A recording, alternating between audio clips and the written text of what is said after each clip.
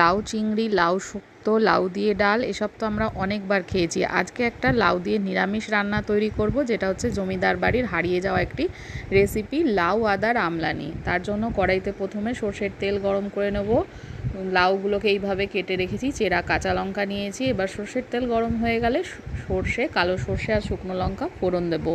ফোড়নটাকে একটু ভেজে নেব, তারপরে দিয়ে দেবো বেশ খানিকটা গ্রেট করা আদা। যেহেতু রেসিপিটার নামই লাউ আদার আমলানি, তো এখানে কিন্তু আদার একটা ভালো কড়া ফ্লেভার থাকবে, তার জন্য আদাটাকে একটু বেশি করে দিতে হবে। আদাটাকে একটু লালচে করে ভেজে নেব।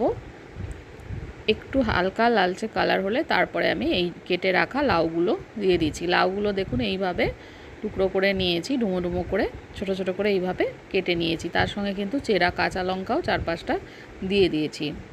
সমস্ত লাউগুলো দেবার পরে এবার আমি এটাকে একটু নেড়ে চেড়ে নেব। আর লাউয়ের রান্নায় আমরা সকলেই জানি আলাদা করে কিন্তু জল দেবার প্রয়োজন হয় না। লাউ থেকে যে জলটা বেরোবে সেটা দিয়েই লাউটা সেদ্ধ হয়ে যায়। কিন্তু কোনো কারণবশত লাউটা শুকিয়ে গেলে যদি জল না বেরোয় লাউ থেকে, তাহলে একটু পাশে গরম জল করে নিয়ে সেটা অ্যাড করে দেবেন সেদ্ধ করবার জন্য। এবার দিয়ে দিচ্ছি এর মধ্যে লবণ।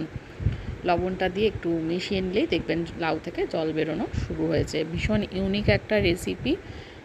এটাকে আপনারা শেষ পাতেও খেতে পারেন, আবার প্রথম পাতেও খেতে পারেন। দারুণ টেস্টি হয়, একদম অন্য রকমভাবে এটা তৈরি করা। এখানে নিয়েছি 1 চামচ মৌরি।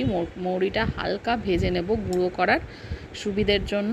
হালকা ভেজে নিয়ে এটাকে গুঁড়ো করে নেব। দেখুন অল্প অল্প করে জল বেরোতে শুরু হয়েছে। এবার একটু নাড়াচাড়া দিয়ে এটাকে লাউটাকে সেদ্ধ করে নিতে হবে।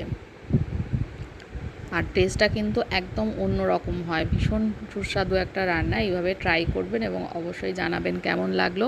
ভালো লাগলে আমার চ্যানেলটাকে সাবস্ক্রাইব করতে ভুলবেন না। এখানে মৌরিটা গুঁড়ো করে নিয়েছি আর 2 চামচ মতন টক দই নিয়েছি, সেটাকে ফেটিয়ে নেব। ভালো করে একটু চামচ দিয়ে ফেটিয়ে নিচ্ছি। দেখুন জল বেরিয়েছে বেশ খানিকটা, লাউটা সেদ্ধও হয়ে এসে। এবার আমি দিয়ে দিচ্ছি টক দইটা। টক দইটাকেও একটু কষিয়ে নিতে হবে লাউয়ের সাথে। আর এই রান্নায় মনে রাখবেন একদমই কিন্তু হলুদ পড়বে না, রান্নাটা একটু সাদাটে টাইপের থাকবে। এবার দইটাকে কষিয়ে নেব একটু। আরও একটু বাটিটা কাচিয়ে নিয়ে দইটা দিয়ে দিলাম। এই দইটাই কিন্তু এই রান্নার স্পেশাল একটা টেস্ট নিয়ে আসে। এবার দিয়ে দিলাম মৌরি গুঁড়ো। দই আর মৌরি গুঁড়ো ভালো করে মিশিয়ে নিয়ে একটু কষিয়ে নেব।